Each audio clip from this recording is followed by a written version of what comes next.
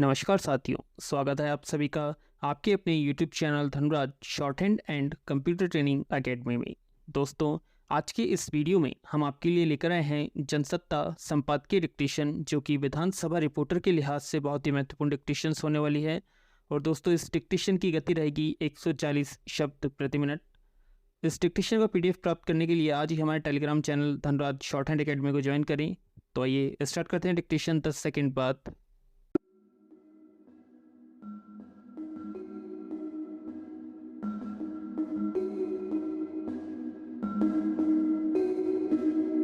Start. प्रधानमंत्री की मिस्र यात्रा से दोनों देशों के रिश्तों में नई ऊर्जा लौटी है। पिछले 26 सालों में यह पहली बार था जब भारतीय प्रधानमंत्री मिस्र की यात्रा पर गए। पिछले साल गणतंत्र दिवस पर मुख्य अतिथि के रूप में मिस्र के राष्ट्रपति अब्देल फतेह अल सीसी को आमंत्रित किया गया था। यह भी पहली बार था जब भारत ने मिस्र के किसी राष्ट्र प्रमुख को मुख्य अतिथि के रूप में बुलाया। तभी राजनीतिक, आर्थिक, सांस्कृतिक, व्यापारिक और प्रतिरक्षा आदि से जुड़े विभिन्न मुद्दों पर दोनों देशों के बीच व्यापक समझौते हुए थे। इस बार प्रधानमंत्री की यात्रा के बाद दोनों देशों ने इसे रणनीतिक साझेदारी तक ले जाने का संकल्प लिया है। हालांकि मिस्र और भारत के संबंध सदियों पुराने हैं, मगर आज जिस तरह से दुनिया बदल रही है उसमें रणनीतिक साझेदारी बहुत अहम हो गई है। भारत के लिए मिस्र एक बड़ा बाजार है। वह मिस्र को बड़े पैमाने पर निर्यात भी कराता है, मगर अब भी वह उसकी पूरी संभावनाओं का दोहन नहीं कर पा रहा है। नए समझौते के बाद उम्मीद जताई जा रही है कि मिस्र के साथ व्यापार मौजूदा करीब $7 अरब से बढ़कर $15 अरब तक पहुंच जाएगा। हालांकि इसकी राह में कुछ चुनौतियां भी है। पैरा।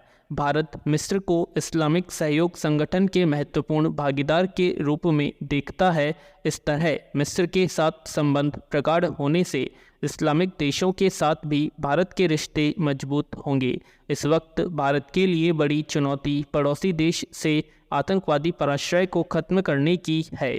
अमेरिकी संसद को संबोधित करते हुए भी प्रधानमंत्री ने पाकिस्तान नाम लिए बगैर उस पर नकेल कसने की ज़रूरत पर बल दिया। मिस्र में भी उन्होंने इसे रेखांकित किया। अगर मिस्र गंभीरता दिखाए तो पाकिस्तान से भारत को मिल रही आतंकी चुनौतियों को कम करने में काफ़ी मदद मिल सकती है। प्रधानमंत्री की मिस्र यात्रा के बाद भारतीय व्यापार संगठनों ने सुझाव दिया है कि भारत को मिस्र के साथ मुक्त व्यापार शुरू करना चाहिए। इस तरह मिस्र की व्यापारिक संभावनाओं का अधिक से अधिक लाभ उठाया जा सकता है।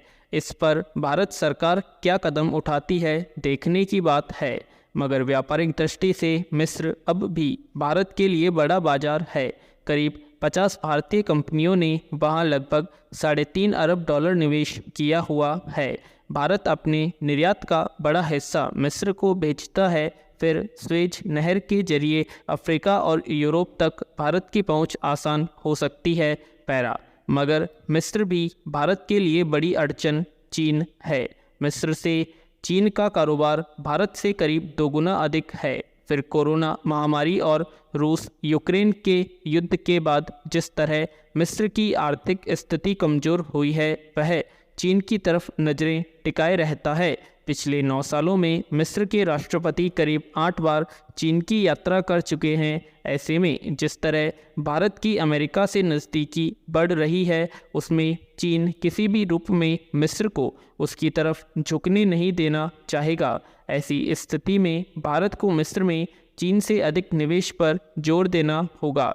फिर स्वेज नहर के जरिए भारत की व्यापारिक गतिविधियां तेज होना भी इसलिए आसान नहीं कि उसके लिए विभिन्न देशों के साथ मिस्र के पहले से समझौते हैं। इन सब के बावजूद मिस्र का रुख भारत के प्रति अधिक भरोसे का नज़र आता है। पैरा। नई दिल्ली रेलवे स्टेशन परिसर में व्यवस्थागत लापरवाही की कीमत जिस तरह एक महिला को अपनी जान देकर चुकानी पड़ी, उससे एक बार फिर यह साबित होता है कि सरकारी महकमों को होश तभी आता है जब कोई बड़ा हादसा हो जाए। इससे बड़ी विडंबना और क्या होगी कि देश की राजधानी होने के नाते नई दिल्ली रेलवे स्टेशन को व्यवस्था के स्तर पर हर तरह से चाक चौबंद बताया जाता रहता है, लेकिन वहीं परिसर में खड़ा कोई बिजली का खंभा जानलेवा साबित हो जाता है। रविवार की सुबह रेलगाड़ी से चंडीगढ़ जाने के लिए पहुंचे एक परिवार को स्टेशन परिसर में जमा बारिश के पानी को पार करके आगे बढ़ना था। परिवार में एक स्कूल शिक्षिका ने जब पानी में फिसलकर गिरने से बचने के लिए पास के एक खंभे का सहारा लेने की कोशिश की तो उसमें प्रवाहित हो रहे करंट की वजह से उनकी जान ही चली गई। यह प्रथम दृष्टया एक हादसा लग सकता है, लेकिन साफ है कि परिसर में पानी जमा होने से लेकर खंभे में करंट प्रवाहित होना सिर्फ दायित्वों में लापरवाही और व्यवस्थागत बदहाली का नतीजा है, जिसकी वजह से एक महिला को जान गंवानी पड़ी। पैरा सवाल है कि बिजली के खंभे में करंट प्रवाहित होने की वजह और क्या हो सकती है, सिवाय इसके कि उसकी देखरेख और निगरानी करने वाले संबंधित महकमे या उसकी ओर से ड्यूटी पर तैनात किसी व्यक्ति ने अपना दायित्व सही तरीके से पूरा करने में घनघोर लापरवाही बरती। स्टेशन परिसर में बने पार्किंग क्षेत्र को किस तरह बनाया गया है कि वहां बारिश का पानी इस कदर भर गया था, लोगों के लिए आना जाना भी खतरनाक हो गया था। गौरतलब है कि नई दिल्ली रेलवे स्टेशन एक भीड़ भाड़ वाली जगह है और वहां अमूमन हर वक्त ही अपने गंतव्य तक जाने वाले लोगों की खासी तादाद मौजूद रहती है। दूसरी ओर व्यवस्था और सुविधाओं की कसौटी पर इस स्टेशन को हर स्तर पर बेहतर बनाने में कोई कसर नहीं छोड़ी जाती है, लेकिन यह कैसी व्यवस्था है कि वहां ट्रेन से अपने किसी गंतव्य की ओर जाने के लिए पहुंचा कोई व्यक्ति जान गंवा बैठता है। क्या यह साफ तौर पर लापरवाही से हुई मौत का मामला नहीं है? इसके लिए किसी की जिम्मेदारी तय की जाएगी। पैरा यौं व्यवस्थागत कोताही का यह कोई अकेला मामला नहीं है। आए दिन ऐसी खबरें आती रहती है जिनमें यह बताया जाता है कि सड़क किनारे किसी बिजली के खंभे प्रवाहित हो रहे करंट से अनजान कोई व्यक्ति धोखे से उसकी चपेट में आ जाता है और उसकी मौत हो जाती है। इसी तरह मुख्य रास्ते के बीच या किनारे मैन होल या फिर खुले नाले किसी की मौत को न्योता दे रहे होते हैं, जिनमें गिर का नाहक की जान चली जाती है।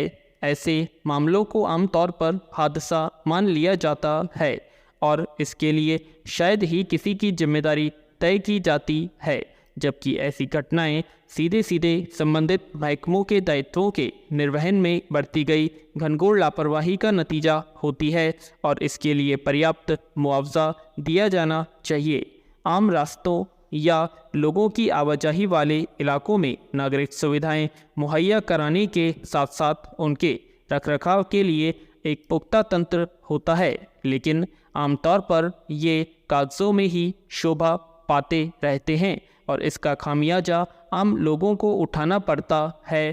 पैरा ज़रूरत इस बात की है कि ऐसी हर घटना के बाद जिम्मेदारी तय की जाए और दोषियों के खिलाफ सख्त कार्रवाई हो, ताकि भविष्य में हादसे के नाम पर ऐसे मामलों को पूरी तरह से रोका जा सके। पैरा भारत की बढ़ती हुई आबादी से अनेक जमीनी भाग समस्याएं भी बढ़ने वाली है, जिनमें गरीबी, भुखमरी, बेरोजगारी, अन्न संकट, जल संकट, रहने और जीवन निर्वाह के लिए अपर्याप्त संसाधन प्रमुख हैं। आज के समय में अन्न संकट एक गंभीर समस्या बनकर उभरा है। पृथ्वी की उर्वरक क्षमता दिन प्रतिदिन घटने के कारण हमें खेत से पर्याप्त मात्रा में उत्पादन नहीं मिल पा रहा है और जितना मिल भी रहा है उसमें से हम 40% बर्बाद कर देते हैं, जिसके कारण बहुत से लोगों को भूखे पेट सोना पड़ता है। आजकल शादी समारोह, उत्सवों, होटलों, रेस्तरां में सबसे अधिक खाने की बर्बादी देखने को मिल रही है। शादियों में आयोजन पक्ष द्वारा ज़रूरत से अधिक व्यंजन भोजन उत्पाद बनाने का नया फैशन चल पड़ा है।